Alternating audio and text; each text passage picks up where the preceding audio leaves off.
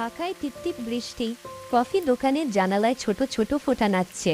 মেঘলা একটা লম্বা স্কার্টে ছাতা বন্ধ করে কফি শপে ঢুকল। কোণে কাগজ কলম আর রঙের বাক্স বসানো এক ছেলে নীল তার খাতায় এক জায়গায় চোখ আটকে রেখেছে। মেঘলার ঠোঁটে অদ্ভুত এক হাসি। নীল নীরব স্বভাবের এক চিত্রশিল্পী, আচমকা সেই কফির আলোয় মেঘলার অনাবিল উপস্থিতি আঁকতে শুরু করে।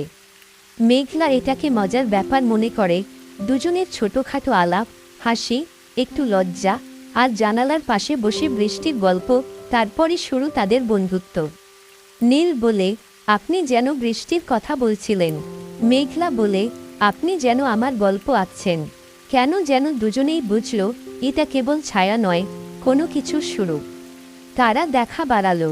বিকেলের কফি, বই দোকানে হোঁচট খাওয়া, নীলের ক্ষুদ্র স্টুডিওতে বসে গান শোনা, সবই ধীরে ধীরে তাদের দিনগুলোকে ভরে তুলল। মেঘলা ছিল গল্পপ্রিয়, নীল ছিল শব্দহীন সুরকার। একদিন নীলকে দেখা গেল গান গাইতে, তার গিটার, ভরোয়া সুর।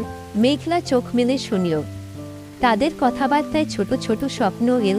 নীল চায় নিজের আর্ট শো, মেঘলা চায় একদিন একটি ছোট বই লিখে ছাপাতে।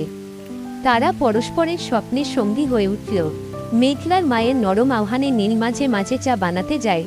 নীল মেঘলার বাবার বাগানের টমেটো দেখলে খুশি হয়ে ওঠে।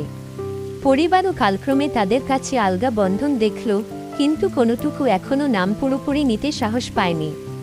এক পূর্ণিমার রাতে ছাদে চাঁদের আলোয় বসে ধীরে ধীরে তারা প্রায় স্বীকার করল, মানুষ হয়ে তবু তারা যেন আত্মার গোপন কথা শুনে থাকে।